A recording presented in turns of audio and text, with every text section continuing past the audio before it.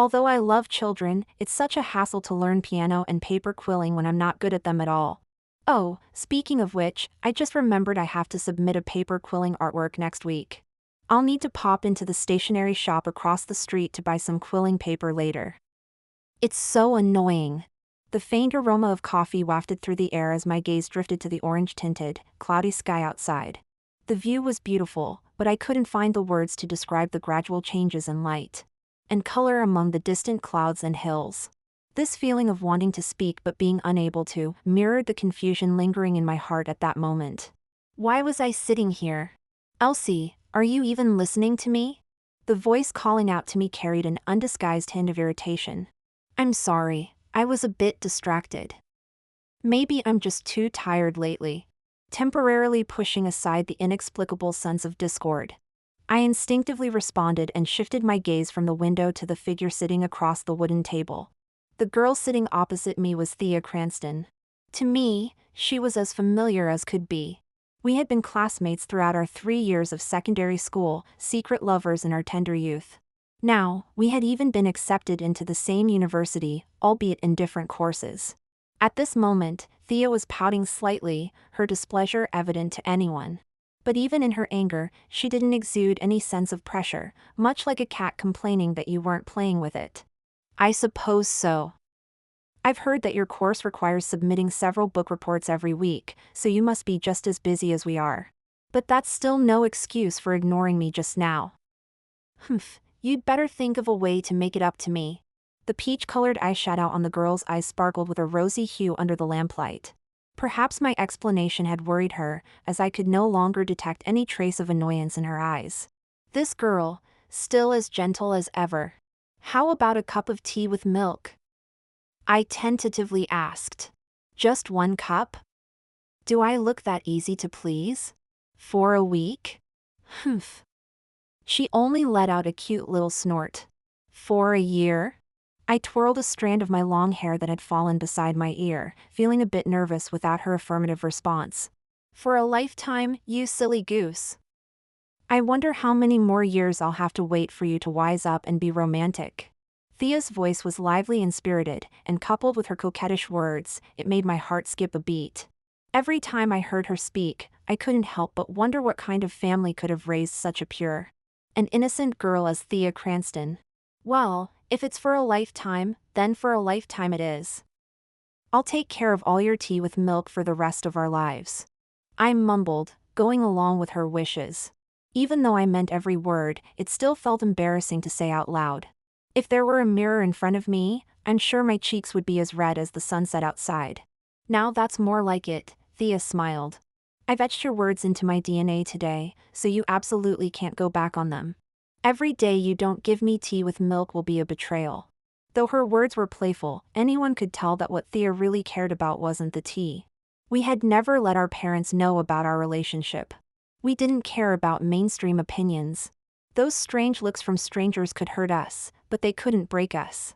However, when faced with the unclear attitudes of our loved ones, we couldn't be as nonchalant as we were with strangers. The thought that we couldn't keep our relationship secret from our parents forever always cast a lingering shadow over our hearts. So, I answered Thea's joke seriously, don't worry, I absolutely won't go back on my word.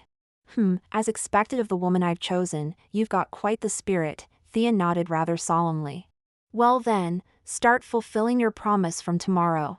At that moment, the girl lightly tapped her cherry-colored lips with her index finger. But right now, I want a kiss. Thea's little gesture made my face flush. Compared to my somewhat wooden nature, she was always able to express her love straightforwardly. This was certainly a happy thing, but it often left me at a loss when I was caught unprepared. What's wrong, is it not allowed?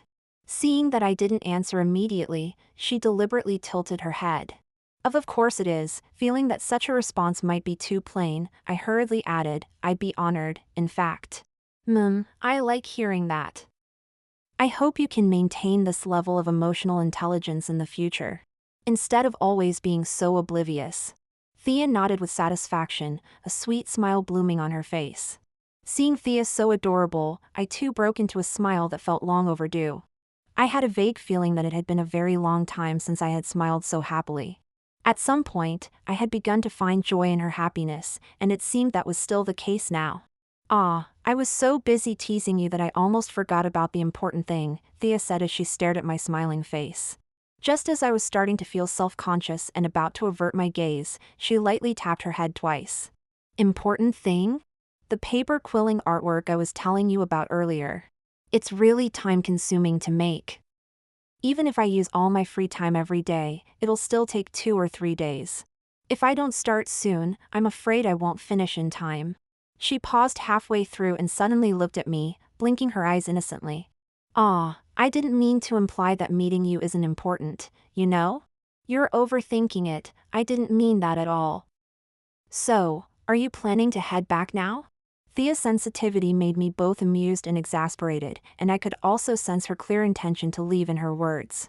"Yeah, not only is my assignment about to be overdue, but someone here is also quite the busy bee, aren't they? I don't know what you were up to last night, but you were so tired today you couldn't even listen to me properly." Thea pouted, picking up her bag. "Anyway, I can buy the quilling paper just across the street, so you don't need to accompany me any further. Being the kind and considerate girlfriend that I am, I'll let you go back and catch up on your sleep, of course." "Tired?" "I don't feel particularly tired right now. What did I do last night? I can't seem to remember." Although there was still an inexplicable sense of dissonance in my heart. Thea had already said as much, and if I didn't accept her kindness, it would only upset her. Even though I wanted to walk with her a bit longer, she was more concerned about whether my assignments would force me to stay up late. I couldn't argue with her. In the end, we decided that she would buy the materials she needed, and I would return to our dormitory to continue working on my book report. Staying up late is the enemy of beauty.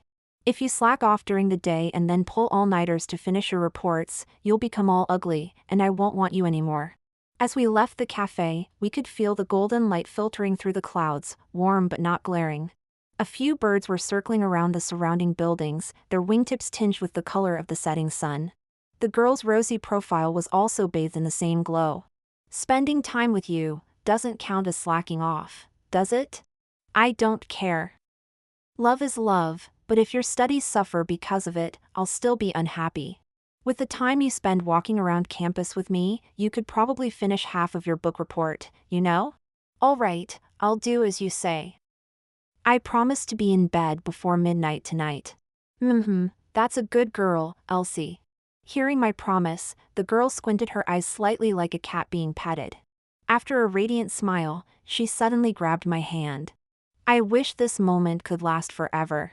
We only stopped at the zebra crossing when we encountered a red light. Red light, what bad luck. Well then, let's say goodbye here. Just to be clear, if I find out you haven't finished your assignment during our video call tonight, I'm going to give you a smack tomorrow. Thea let go of my hand. Even though it was a common gesture for us who had been dating for 2 years, I still felt a deep sense of loss and longing in my heart. "I won't give you the chance to hit me.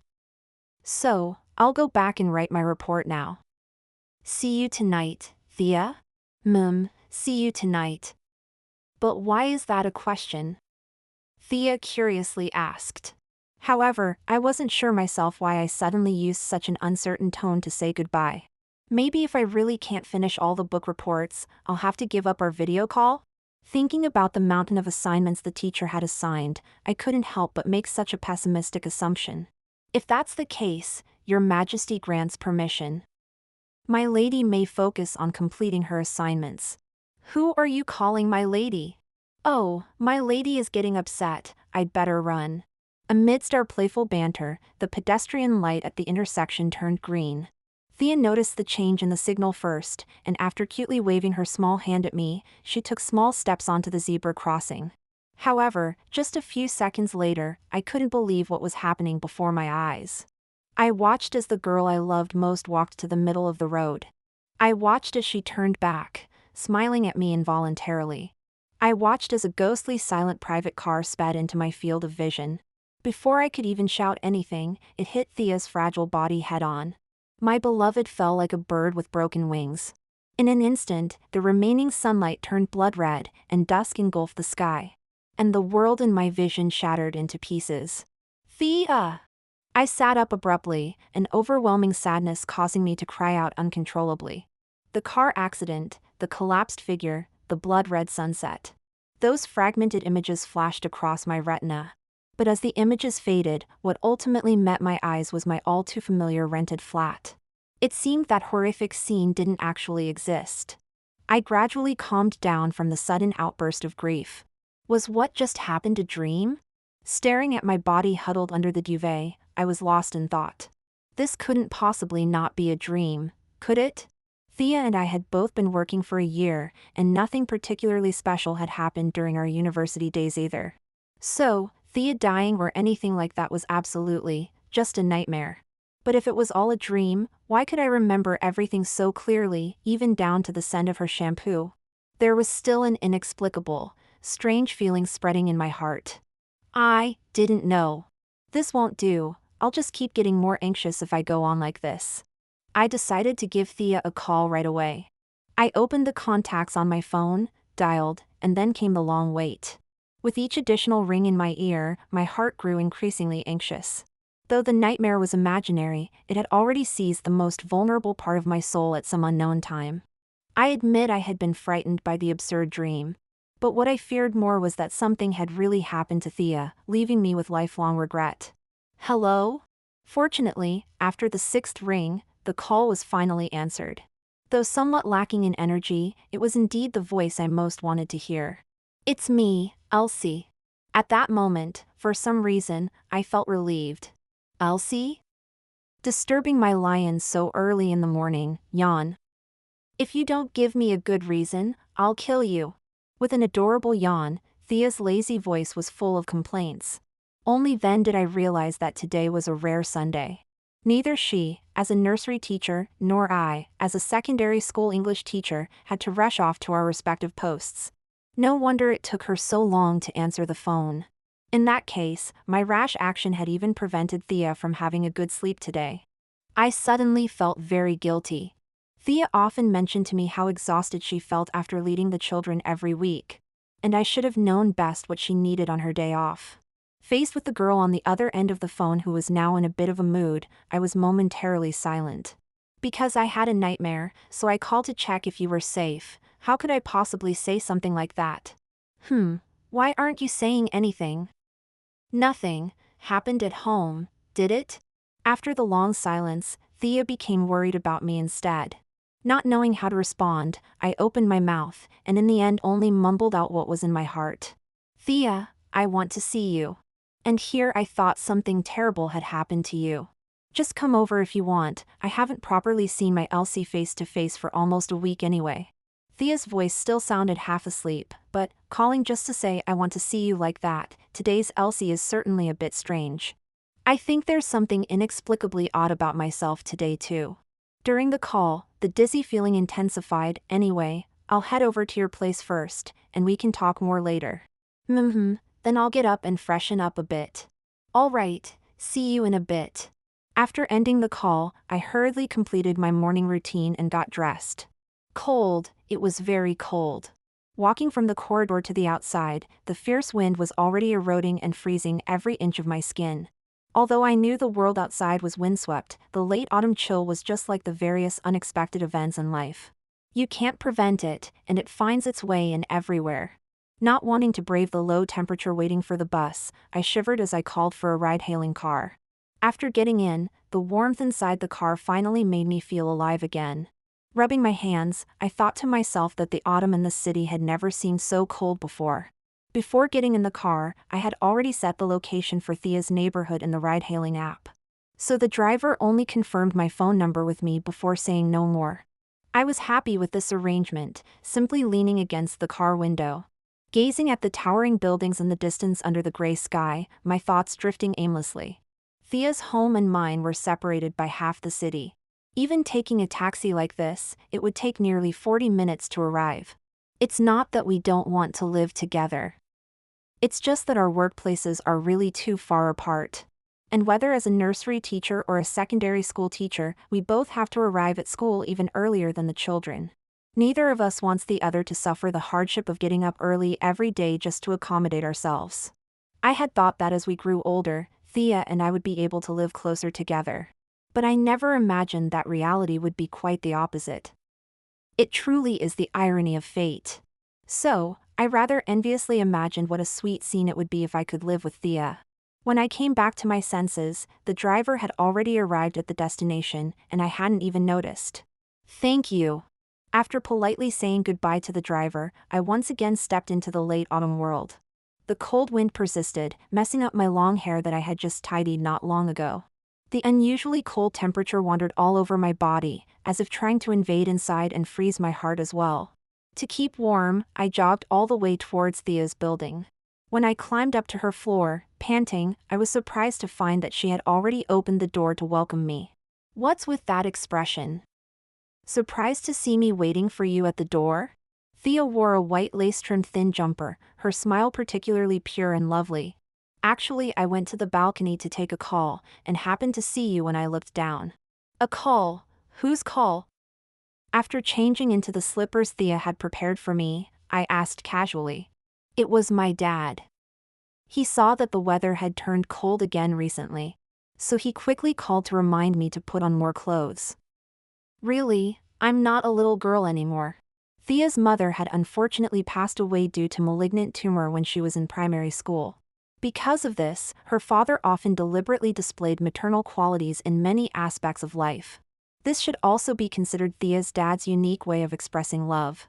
Dad's reminder wasn't superfluous at all. On my way here, I felt like I was about to freeze to death. Your delicate little body really should be wrapped up nice and warm. Led by Thea to sit on the sofa, I poured myself a cup of hot water from the coffee table, intending to warm my hands.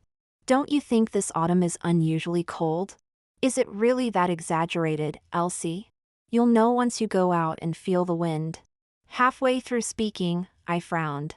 The melody of Greensleeves echoed in the room, which had been my ringtone for the past few years.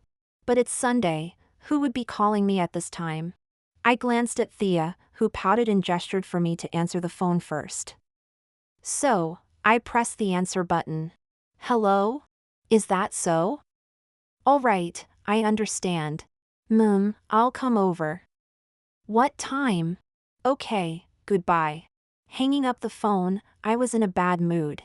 Just when I'd seen Thea, we have to part again. What's wrong, Elsie? I wish I hadn't answered that call. The school called to say they just got news that some officials will be coming to our school next week for random class observations. And they're calling us for an emergency meeting in 2 hours. Well, there's nothing to be done then. After all, work is more important. I saw the disappointment on Thea's face, and it made my heart ache. It's all right. After the meeting, I'll rush back here to see you in the afternoon. I reached out to pat her little head, comforting her like this. Thea responded softly, then, I'll see you off to the car. It's very cold outside. I've got my jumper on, unlike someone who was shivering all the way here. Thea puffed out her cheeks, or are you saying you don't want me to see you off personally? I wouldn't dare. I'm definitely a million times willing. Indeed, I could never win against her. In the end, after she put on her shoes, I went out with her, down the stairs, and slowly walked towards the entrance of the neighborhood. Thea, I suddenly want to ask you a question. Treading on the leaf-covered path, I was the first to open the conversation. What do you want to ask? It's just, did you choose early childhood education because you thought it would be easy to find a job, or simply because you liked it? Oh, why are you suddenly asking about this? Though puzzled, Thea still answered my question seriously. About this, although I disliked those courses I wasn't good at in university, I really do love children. That's why I don't have so many negative emotions even though work is very tiring now. Looking at these adorable children, even if they sometimes make me furious, I still want to protect them well. Is that so? Come to think of it, we never really discussed topics like this in university. I smiled self-deprecatingly. You probably don't know, but I'm not as pure in my thinking as you are. I studied English language and literature and then took the teacher qualification exam. Actually, just because I thought it would provide a stable job with decent income. Elsie, I've seen how dedicated you are to your students. Don't make it sound like being a teacher means you don't need to eat. As long as you're teaching earnestly, there's absolutely nothing wrong with pursuing a higher quality of life, is there? I looked at Thea, and her clear eyes made my heart flutter. Slightly avoiding her gaze, I continued. But now I don't want to pursue that high income anymore, I just want to be with you. The career prospects of a teacher at a prestigious secondary school are certainly appealing.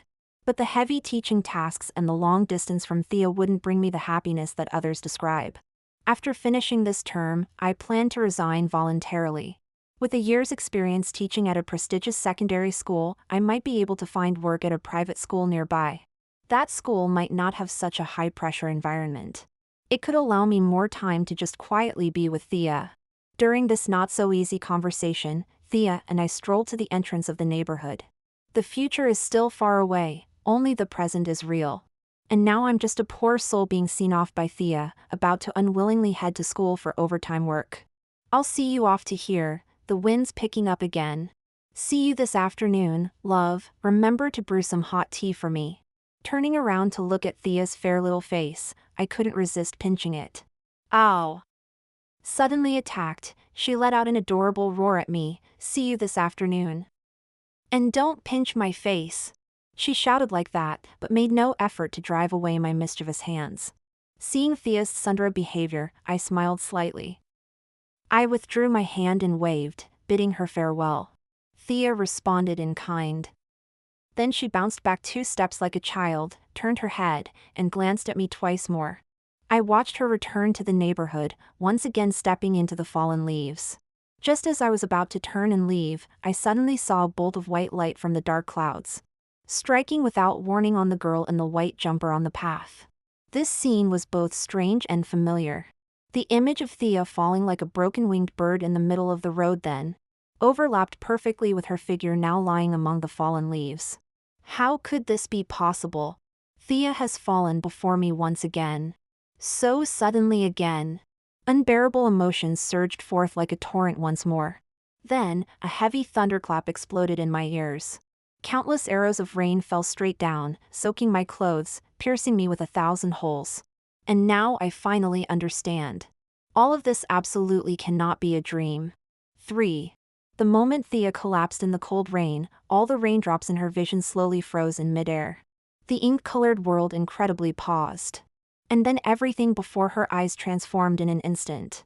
When consciousness returned, I found myself waking up startled once again in the cramped rented flat, looking at the familiar ceiling. I turned my head. Sunlight filtered through the glass window, spreading a hazy glow over my duvet. Compared to the overcast sky just hours ago, it was clearly a different scene altogether. But the fragments I had just experienced could not possibly have been a dream. I no longer believed that the world I was in now was real. The images of Thea's first and second deaths were still vivid in my mind. No dream could leave such clear memories, absolutely none.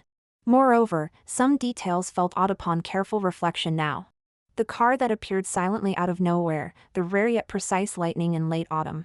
These low-probability events all seemed to target that one person. This might be another parallel world, or perhaps just a constantly resetting and evolving terrarium. I didn't know how I ended up here, but I vaguely understood one thing. Thea would die again in the future. And her death would trigger the next cycle. Or perhaps there would be no next cycle at all. So I couldn't take that gamble. I had to think of a way. I had to save Thea. If only I could save Thea, the nightmare should end, right? Now was not the time to calmly ponder. I couldn't waste any more time, no matter what. I sprang up from the bed and hurriedly got myself ready to go out. During this time, I also received a phone call. The person on the other end questioned me with words like, "Why didn't you come to work at school or even give us a heads up?" But after listening, I only said sorry and quietly hung up. If the world I existed in was false, then makeup, eating, working, wouldn't it all be meaningless? The only meaning lay in that girl alone. Not just because her life or death was the key to whether the cycle continued, but more because she was the person I loved most. I got dressed and went downstairs. Before leaving home, I glanced at my phone and realized today was Monday, a workday. No wonder the head teacher had called me in such a hurry. Since it was a work day, I knew where Thea would be without having to call and ask. I set the location for the nursery where Thea worked on the ride-hailing app, and once again set off on the journey to meet her. When I arrived at the nursery, it was already past the children's entry time. The main gate of the nursery was tightly closed, and beyond the gate was a fairy tale world of innocence, with the children's laughter and chatter drifting over. This was the paradise where Thea worked. I took a couple of steps forward and gently knocked on the security office window under the watchful eye of the guard. "Yes, can I help you?" the middle-aged security guard asked politely. "It's like this. I'm a relative of Miss Cranston who works at this nursery. There's been an urgent matter at home, and I'd like to go in to have a quick word with Miss Cranston. Would that be possible?" "I'm sorry, but I'm afraid that's not allowed. The nursery has rules against letting outsiders in. I hope you understand." Despite my tone being sufficiently sincere and tactful, the security guard just frowned and flatly refused. "I won't disturb the children, I just need to go in and say a few words to Miss Cranston, please." I continued to plead, not giving up. With a vague feeling that death was already lurking around Thea, I simply couldn't accept being shut out by a fence. "TSK, miss, there's no use begging me, it really can't be done. To be honest with you, have you heard about the Westbourne nursery incident recently? A madman broke into a nursery with a knife and started slashing people wildly, so now the higher-ups are very strict about nursery safety. It's not that I think you look like a bad person, but if I let you in, I could very well lose my job." The Westbourne nursery incident, I seem to have heard about it somewhere. The security guard wasn't making up an excuse to get rid of me. Seeing the troubled look on his face, I knew it would be impossible to sneak into the nursery directly under the pretext of looking for someone. But I had to see Thea as soon as possible. Just as I was pondering what to do next, the security guard scratched his head and spoke again. "Actually, I do know Miss Cranston, that young teacher. But at this time, Miss Cranston is probably in class and can't answer the phone. How about this, you wait here for a bit and help me keep an eye on the gate. And I'll go up and call Miss Cranston to come down and see you, how's that?" "Really? That would be wonderful, thank you so much." The security guard's words filled me with joy. Although I still didn't have answers to the questions of why Thea would die and how she would die. If I couldn't reach Thea, it would be even more impossible to figure out the source of these events. "It's no trouble at all. Just leave your name then, so I can tell Miss Cranston who's looking for her. Ah, please tell her it's Elsie Lysett looking for her." "Thank you so much." I had never experienced so clearly before what it felt like for time to drag on endlessly. The moment the security guard walked into the nursery, I gazed longingly through the fence, fearing that in some instant I didn't know about, Thea would disappear from my life once again. A soulmate who would listen to you, kiss you, accompany you. A proud little ghost who was smiling sweetly just a short while ago. In that instant, no longer had the chance to spend the future with me. No. I don't want this. The more I recalled what had happened the previous 2 times, the more sorrowful and uncontrollable my heart became. It wasn't until that girl appeared full of life at the edge of my vision that I barely managed to hold back the urge to cry. The security guard opened the gate to let Thea out, and she came jogging up to me. "Elsie, why did you come here today? Don't you have classes today?" Thea's curious tone and voice were as usual. This feeling of losing and regaining made the tears I had just held back well up in my eyes again. At least, she was still all right for now. "Elsie, what happened to upset you like this?" Thea reached out her hand somewhat frantically, wanting to wipe away the tears from the corner of my eye. But she didn't know that I was crying not because I was upset. Feeling the warmth transmitted from her fingertips, I sobbed pathetically for a long time. During this time, seeing that I wasn't speaking, Thea quietly hugged me, gently patting my back with her right hand. Just like comforting a child. Really, she had seen all my embarrassing sides. After crying shamelessly, I was too embarrassed to meet her eyes again. As for the ins and outs of coming to the nursery at this time, I quietly explained it clearly in her ear. The unfortunate cycle, the predetermined future, these things were too shocking. So after I finished speaking, I nervously raised my eyebrows and glanced at Thea. I was afraid she wouldn't take it seriously, thinking I was drunk or sick.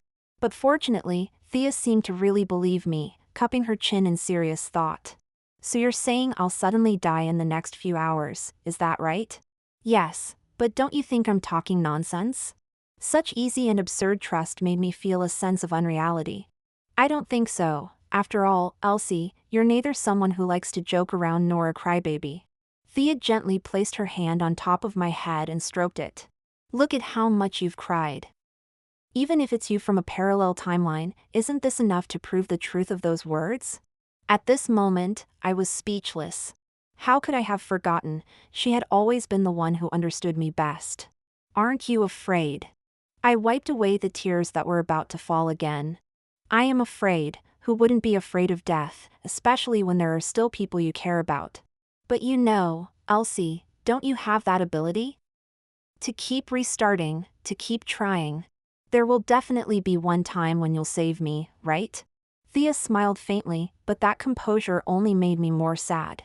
I still had no clue how to save her. Would such a useless me end up disappointing her hopes? This topic seems too heavy, it doesn't feel as relaxed as how we usually interact. Seeing that I had fallen silent, Thea deliberately skipped over this topic and continued lightly.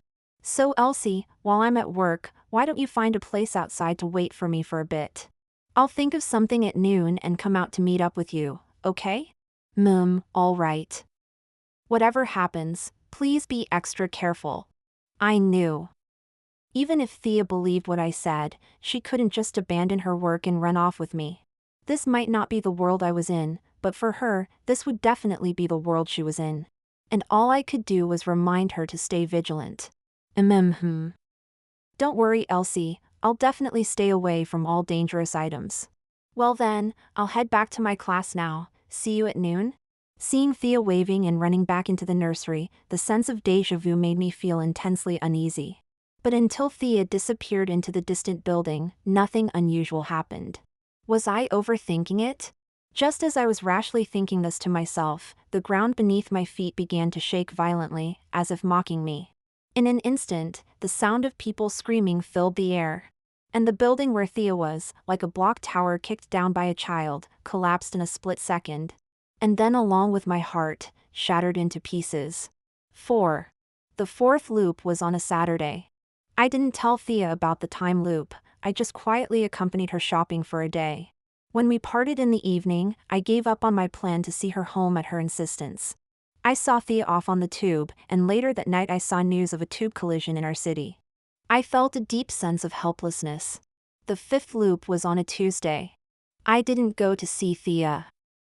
The next day, Thea was found drowned in the bathtub by her landlord. The police initially concluded that she was too tired and passed out while taking a bath, leading to the tragedy. When I received the call from the landlord, besides exhaustion, I even felt a bit numb. The sixth loop was on a Friday. I called Thea early and reminded her to be careful as there were many bad people around lately. I didn't go to see her that day either. The next day, I learned she had died of a sudden heart attack in her rented flat. But Thea had always been healthy, and I'd never heard of her having any history of heart problems. What was this? Had they resorted to any means necessary to take Thea away? From the 10th loop onwards, I stopped counting the number of loops. Because those cold numbers only intensified my pain and were utterly useless otherwise. The more I looped, the more desperate I became. No matter what efforts I made, I couldn't escape this nightmare with Thea. I could only watch helplessly as she left me in various ways over and over again. However, even in the darkest times, there is hope. It was that tiny ray of light that kept me from sinking forever after falling into the quagmire time and time again. That light was the rules. I suddenly realized at some point during the loops that there seemed to be some rules controlling Thea's death process. Through constant attempts, I gradually summarized the patterns of the loop. But because of this, I had to directly give up Thea's life in certain loops, just to test the correctness of these rules. I was knowingly experimenting on those Theas, aware they would die. Such despicable acts deeply pained my conscience, but I had no choice. According to my current findings, the rules of the loop should be as follows. 1. If I choose not to see Thea, I will definitely receive news of her death the next day, and the loop will reset. 2. After meeting Thea, I can't be separated from her again, even for a short time. In particular, I must be careful not to let Thea say farewell phrases like goodbye or see you tonight. If these rules are violated, Thea will die shortly after parting from me, and the loop will reset. 3. I can't let Thea know about my ability to loop through time, nor can I reveal in advance that she will die. Otherwise, even if rules 1 and 2 are not violated, Thea will inexplicably die. So far, I have confirmed the correctness of these 3 fairly obvious rules. As for whether there are other rules, I'm not sure yet. But I have a vague feeling. These rules should be enough to keep Thea alive until dawn. And enough for us to break free from this endless loop. Thea, you must wait for me to save you. I entered a new loop with the 3 rules I had figured out and a do-or-die determination. This time, I desperately hoped to turn it into the final loop that would end all despair. A warm breeze blew gently, and I opened my eyes in a daze. I found myself walking in the familiar neighborhood, carrying freshly bought oat milk and crumpets. It seems the me just now had gone to buy breakfast outside the neighborhood, and was about to bring it back to the rented flat to eat. I quickly walked back to my resting place and started munching on the crumpets I had just bought. At the same time, I lit up the screen on my phone, and the date displayed made me happy. August 12th, during the summer holiday. So knowing that neither Thea nor I had to work, what I needed to consider next was how to keep her with me all day. To save money, both our rented flats were small, just enough to have all the basics. But it would be a bit uncomfortable for 2 people to stay cooped up in there all day. So how about asking Thea out? Asking Thea out wasn't difficult. The tricky part was, how could I stay with her all day without separating? Just as I was troubled by this question, a browser notification appeared perfectly timed at the top of my phone screen. But I really didn't expect that Elsie would have a moment of brilliance. Said the girl beside me on the fragrant green grass, her smile as beautiful as flowers. Watching a meteor shower is such a romantic thing, it's actually my first time in my life too. I'm so glad you like it, I said with a slight smile, despite my physical and mental exhaustion, seeing Thea so carefree. Actually, this is my first time watching a meteor shower too. The summer night breeze was neither fast nor slow, no longer as stifling as during the day. Thea and I sat on an open green space, taking in the prosperity of the distant city. Compared to the bright lights in the distance, where we were was much dimmer. Apart from the dim light by the tent and the occasional fireflies passing overhead, only the stars and moon were still spreading their silver glow. I gazed at the clear night sky, lost in 1,000 thoughts.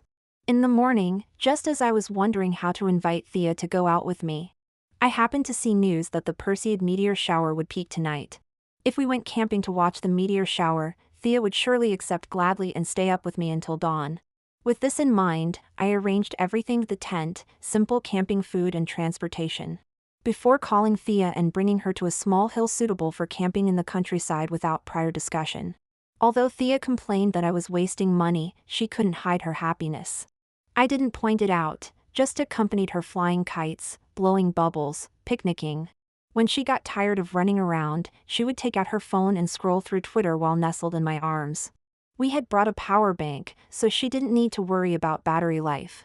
This time was so beautiful and dreamy, so peaceful that I almost forgot the pain of nearly 100 loops. By the time I came to my senses, both the meteor shower and midnight were close at hand. I withdrew my gaze from the starry sky.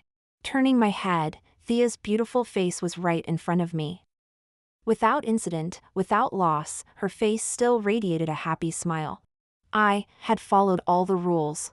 And this was the closest loop to Thea surviving into the next day. When success was within reach, I felt an inexplicable fear again. What was I afraid of? Hey, Elsie. I've always heard that if you make a wish on a shooting star, what you want will definitely come true. Now that we have this opportunity, is there any special wish you'd like to make? Tell me about it. Perhaps tired of sitting, Thea stood up and walked to the railing. The evening breeze lifted her long hair, rising and falling. She faced me with a childlike smile. Me? I just hope you'll be safe and sound for life, I replied without hesitation. Pfft, what kind of motherly wish is that? I thought the enlightened you would make some more romantic wishes. Thea mocked me, but she didn't know that was indeed the wish I most hoped could come true right now. What about you, Thea? What wish would you make?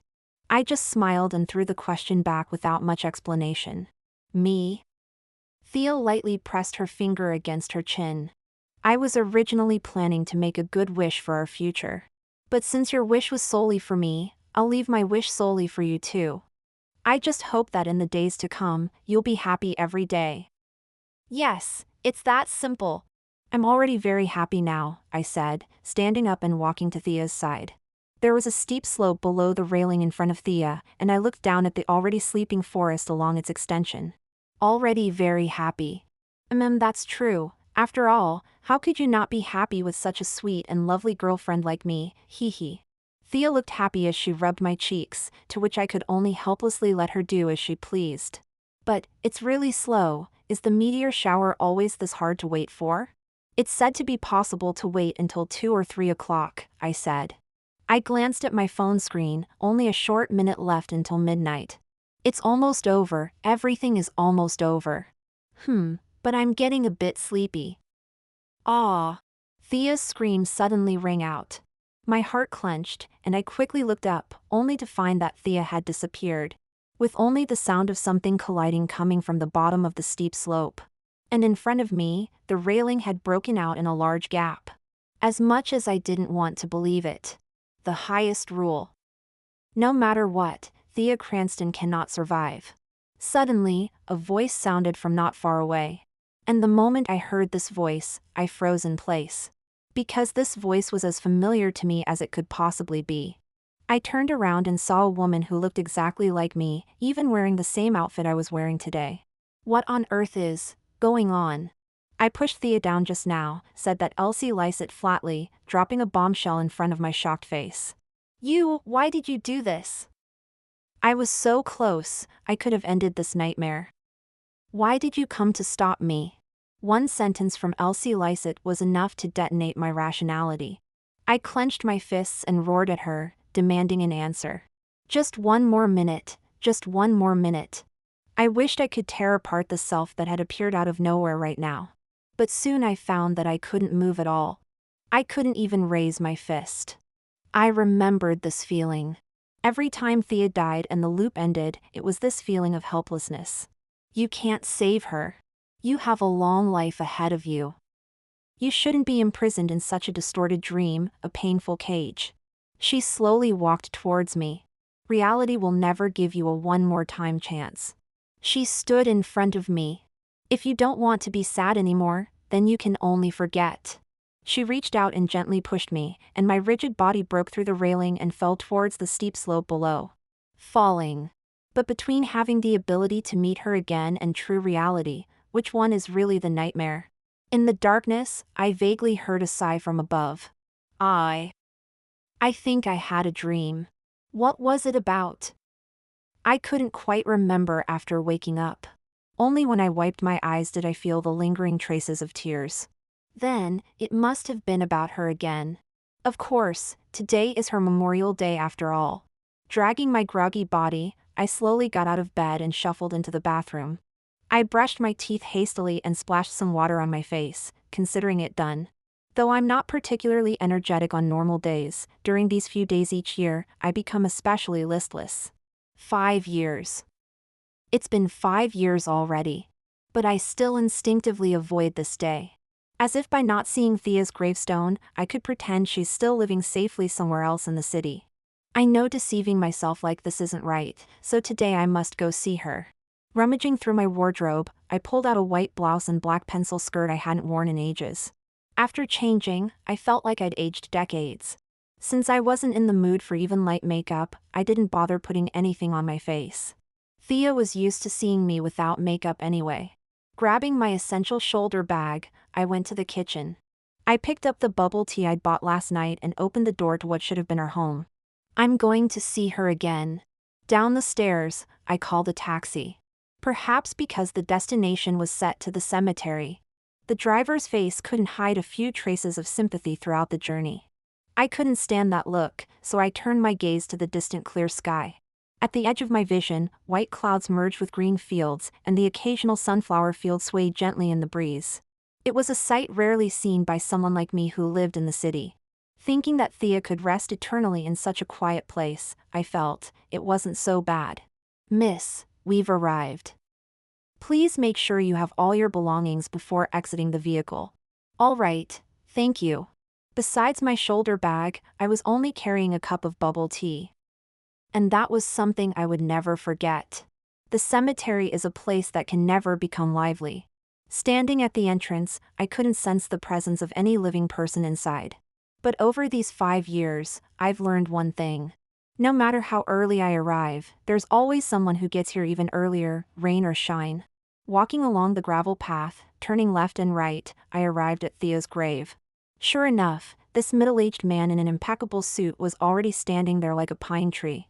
"Good morning, Mr. Cranston," I said with a slight bow. "Ah, Miss Lysett, you've come," the man nodded in response. But his gaze never left the black and white photo of the smiling girl on the gravestone. I stepped forward and gently placed the cup of bubble tea in front of her grave, next to the already present bouquet of white chrysanthemums. Then, trembling, I reached out my right hand, slowly touching the gravestone. As my fingertips felt the cold stone, I began to gently caress it. In that moment, I felt as if by some miracle, I was touching Thea's once warm cheek. Those beautiful scenes from the past seemed to unfold before my eyes once again. What a blissful time that was. "Miss Lysett, when I was in secondary school, my PE teacher told us something." The man's deep voice suddenly interrupted my reminiscence of the past. He said that life is like a long-distance run. The further you run, the fewer people there are to accompany you. And those running at the front always have to endure loneliness. At that time, I didn't quite understand the meaning of these words. I've never been a particularly successful person, so I haven't experienced the loneliness at the top mentioned in the second part. But the bitterness of the first part, I've tasted it to the fullest. What should have been a happy family of 3, now after losing my wife and then my daughter, only I remain. I listened quietly, waiting for Mr. Cranston to continue. "Before getting married, I always thought I should live for my wife. Seeing her happy made me overjoyed. After my wife passed away, I felt that this little angel she left behind was the entire meaning of my remaining life. It wasn't until my daughter left me too that I understood, in this life, one can only live for oneself. Making anyone the sole meaning of your life will only bring more pain in the end. So, Miss Lysett, I just want to say, you have a long future ahead.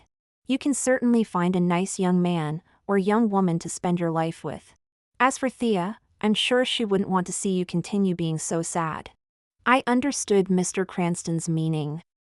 But letting go has never been an easy thing. Even Mr. Cranston himself couldn't do it. Otherwise, why would he come here every year to spend an entire day with Thea?